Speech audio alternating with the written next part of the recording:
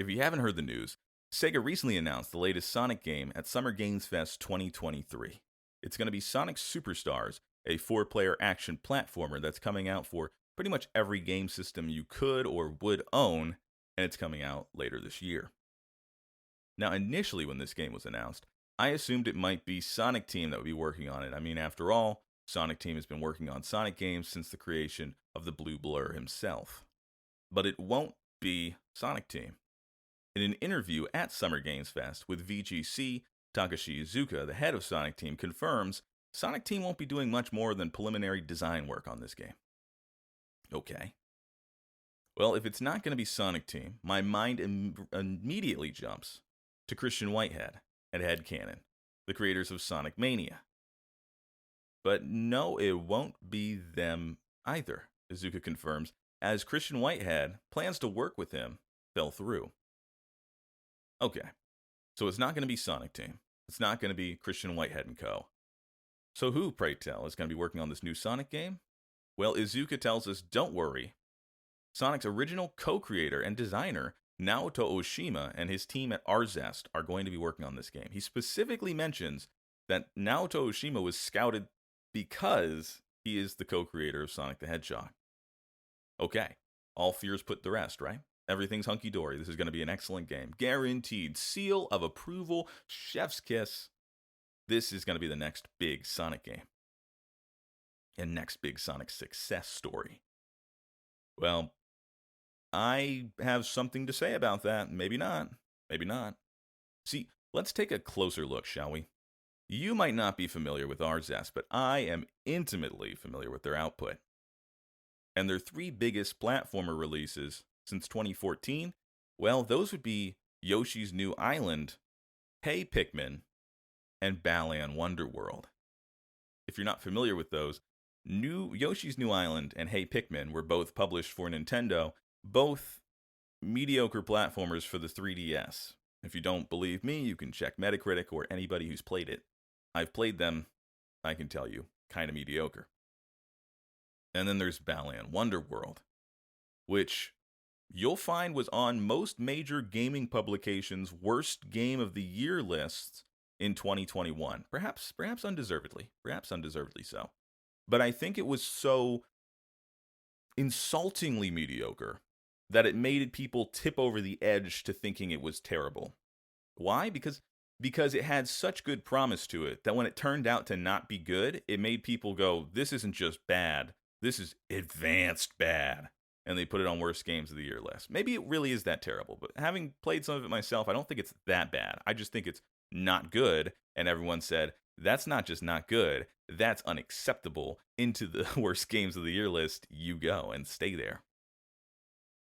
Now, Iizuka telling us that Naoto Oshima, being the original creator of Sonic the Hedgehog, is supposed to make me feel some better way about this game release concerns me, because telling me Sonic's original, fill in the blank there with whatever you want, it doesn't make me feel more confident about a game release. In fact, it just makes me nervous. It gets goosebumps on the edge of my hands here.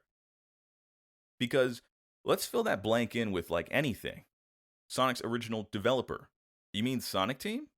The guys who have been putting out hot and cold Sonic releases for the better part of 2 decades? Am I really supposed to trust them to be putting out an excellent game at this point? Oh yeah, play any classic Sonic style game developed by Sonic Team. Doesn't play like classic Sonic. Looks like classic Sonic. Doesn't play like it. Check the physics. No good there. How about Sonic's original creator? Or creators, I should say, as there's 2 of them. Well, which one? Naoto Oshima, the one that's at Arzest, has been putting out mediocre platformers for the past decade?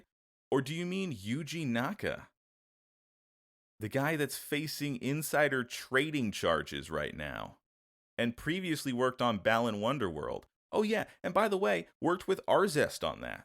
So Sonic's 2 original creators, the last time they worked with each other, put out a game that got on multiple worst games of the year lists. And this wasn't like a decade ago, folks. I'm not saying this to like hold something over their head from years ago. This was 2021. The last time Sonic's original creators came together and said, hey, let's birth something amazing, they came out with one of the worst games of the year. And now Yuji Naka is facing insider trading charges for his time at Square Enix. So, Sonic's original developer, no good. Sonic's original creators, mediocre games and probably going to jail soon and also mediocre game. How about Sonic's original composers? Well, Sonic Superstars is being scored by Jun Senoue. But once again, there are those goosebumps again. And not the good goosebumps, the nervous goosebumps. Because Jun Senoue, you might remember he scored Sonic 4. A game that soundtrack is supposed to sound like classic Sonic, and instead sounds like someone beating a synthesizer with a stick. Now, what really concerns me is Izuka telling us that Jun Senoue is very focused on making it sound like classic Sonic. Well, what was he... When they were telling us Sonic 4 was a return to classic Sonic, and was going to sound like classic Sonic, what was he trying to do on Sonic 4's soundtrack? Because that didn't sound very classic Sonic to me. Now, they tell me don't worry because he's being tempered by T. Lopes, who made the soundtrack for Sonic Mania. And the soundtrack for Sonic Mania slaps. Slaps. But if this is going to be a collaborative effort, tell me, if Jun Senoue comes up with something that's not that good, you really think T. Lopes is going to tell the legendary composer for Sonic the Hedgehog you just think he's just going to walk up to him and be like, nah, it's no good? So I'm a little worried there. I think Jun's going to put out what Jun's going to put out. And if we're lucky, he'll put out his best work, which is stuff like, I don't know, Sonic Adventure 2's tracks like Metal Harbor, I believe Ocean Palace from Sonic Heroes. Like, when you give Jun Senoue a guitar, the man shreds. But I'm just a little worried. See, another thing that worries me is IGN Japan recently did a little preview of Sonic Superstars, and the placeholder music they used was from Sonic 4, which was the last time Jun Senoue tried to make classic Sonic music. That's why I'm being reminded of it. Because I saw that and said, I know it's placeholder music, but you're starting to make me nervous. And trust me, I'm not the only one that noticed. Sonic fans notice everything about the series. I don't think there's a more passionate video game fan base in the history of video games other than the Sonic fan base. I think the Sonic fan base is the most passionate video game fan base of all time. There are bigger ones. I'm sure the fan bases for like Call of Duty or Fortnite, Minecraft, FIFA, I'm sure they're bigger. None more passionate. None more passionate. I will stand by that. I will die on that hill. I've seen it. They are sometimes crazy even, but passionate all the same. And we haven't even gotten to the thing that worries me the most here. This is a $60 release. $60. If you recall, Sonic Mania launched at $20. Now, I know the graphics are 3D, 4 players, all this other kind of stuff. But if you're selling something that looks like classic Sonic and you're telling me this is going to cost you 3 times as much as the practically Game of the Year worthy Sonic platformer from a few years back, this thing needs to be worth 3 times more than that. Like, it has to. Okay? In some way. 3 times bigger, 3 times better, 3 times something. I mean, so far, I guess it's got 4 times the players, so it's got that going for it. But I'm just saying, you can say from a game development standpoint, you don't understand game development, this costs way more, this is, this and that and this and that. I'm just talking from a consumer standpoint. When someone comes up and they see Sonic Mania on a shelf and they see Superstars next to it on the shelf, you got to tell me why this one costs 3 times less than that one. Is this one 3 times as good if it costs 3 times more? That's all I'm saying.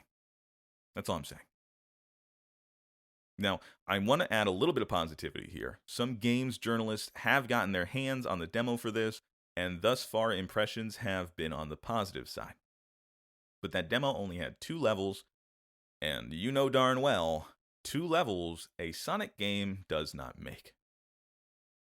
So, my apprehension remains.